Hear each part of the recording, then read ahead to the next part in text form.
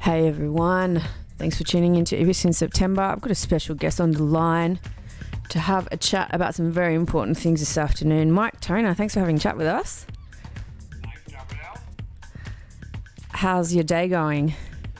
My day is going pretty good. I started with a 30k blindfolded run this morning at Whoa. 6:30, and then just kind of rolled into work. Then I had to get to my desk at 10 o'clock for an event tonight. So pretty busy day. Big things. And so for those who don't know, I'll just get you to tell us a little bit about who you are. What do you normally do on a day-to-day basis?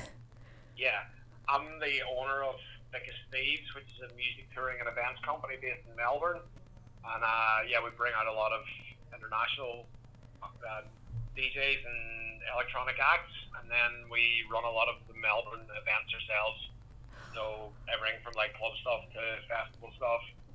Awesome. It's been going since 2009, and just starting to get busy post-COVID again now. Yeah, fantastic. That's very, very good news. And today I've got you on Ibiza in September to talk about something that I've crazily decided to get involved in. And just I guess wanted to share with the listenership because it's really related to the electronic dance music community in Melbourne. What are we up to with Quick as Thieves? How did that start? What is it? Well, I've been involved in fundraising for the Fred Hollows Foundation, which is an incredible foundation that was set up by a doctor called Fred Hollows. It was set up by family when he passed away, but he was this incredible eye surgeon who used to go into third world countries, and he came up with this operation where he could basically restore people's eyesight who had been completely blinded by cataract disease for as little as $25. So crazy. I found out. I witnessed something when I was like 18 years old at college, which was I saw someone who had really impaired vision, crash into a floating staircase, and they cut their head, and oh wow, it really affected me. That night I went home, and some people started laughing at this guy when he took this knock, and I went over and helped him pick up his books, and he just gave me a really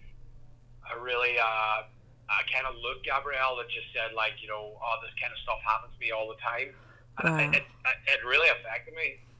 So I kind of made a decision that night that if I was in the position to try and do something worthwhile, I would definitely do it for people who had impaired vision, or were blind.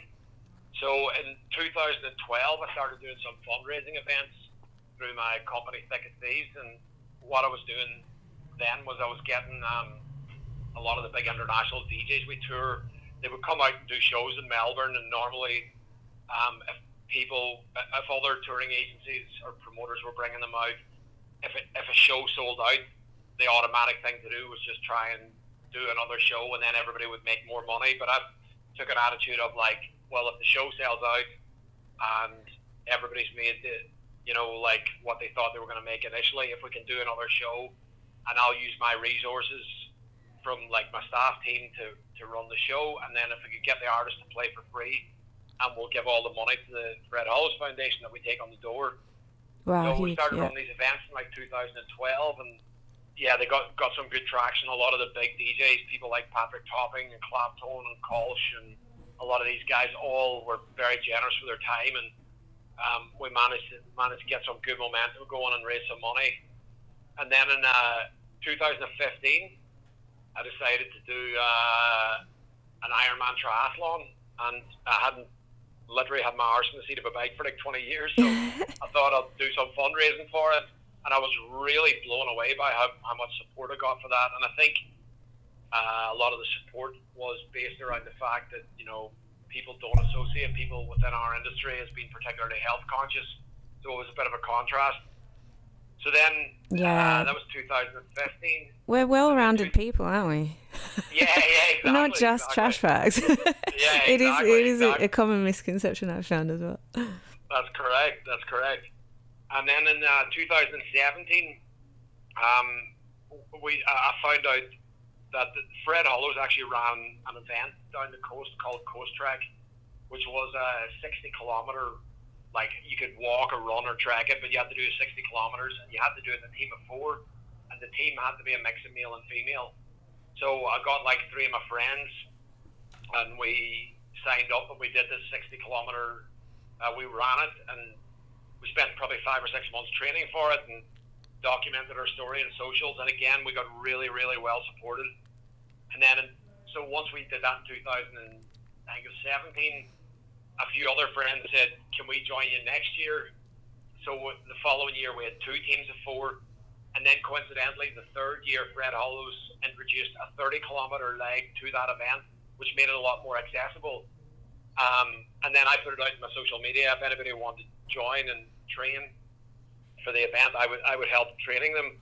So we had 6 teams of 4 the third year, and the golden rule I've always had with everybody. I said, like, I'm more than happy to put my time in trying to encourage everyone to train and help, but everybody had to commit to raising $1,000 from the foundation. So yeah, we got really well supported every year, and in the year we did it, the third year we had 24 people doing it, and there was some, pretty high profile Melbourne DJs doing it at that stage, and I think the word just travelled. And then the fourth year, when I put a call out saying if anybody wants to do it, I ended up with like 120 people who all put their hands up, and I was like, holy shit, I couldn't believe there were so many people doing it. So we were signed up to do that event in May, and then COVID kicked in and the event was moved from May to August. So we kept training all year. We started training, I think, in January, and we kept training the whole way through up to August, and then the event got cancelled. So I was sitting at that stage with like 120 people who had all committed to raising $1,000 for the Brett Hollis Foundation, who were all fit as hell after being training for 6 months. No opportunity to go out clubbing and just running.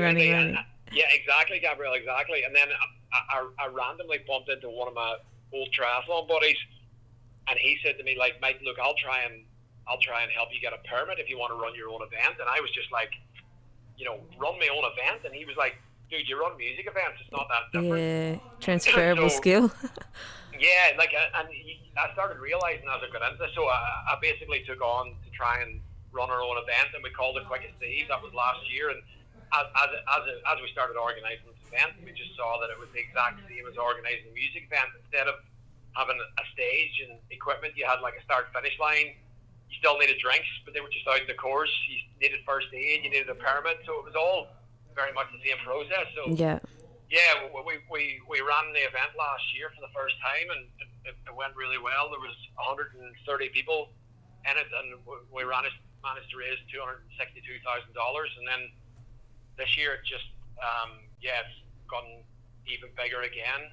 We've probably got like close to 300 people, and the aim is to raise 500 grand, hopefully, and that'll cure the eyesight of 20,000 people who've been blinded by cataracts disease. Yeah, so, that's incredible. Yeah, that's it's such high impact for that they can do it for $25. It sort of like raises awareness of not just the experience of humans absolutely that haven't got sight, but also just the inequality that it's quite mind-blowing that it's only $25 to do that. $25 can't buy you like a burger or exactly. in Melbourne, you can literally it's so easy in a way. You can restore their eyesight. Yeah. And so today I'm having a chat to you specifically today because we're doubling up that impact. Is that right?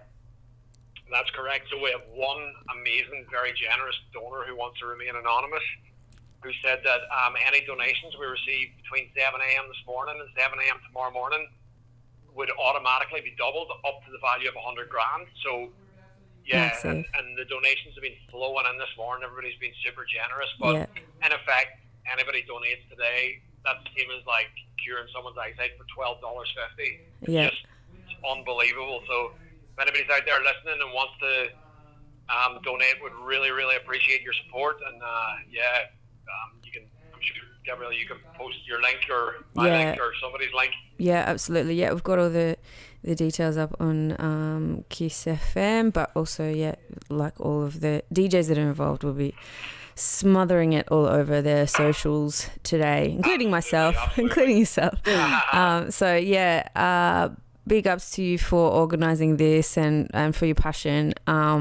Really excited to be involved, and I think it's kept a lot of us really sane during a very challenging time. So that a multitude of appreciation. It's been a great way for us all to stay connected during the whole year when our industry's gone to shit.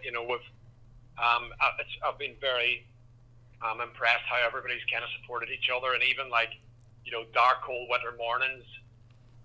Yourself, we've got all these WhatsApp groups on the go, and everybody just kind of encourages each other to get out and do some exercise, and that mentally can be a good start to your day, especially when things might not be going how you planned them to go. So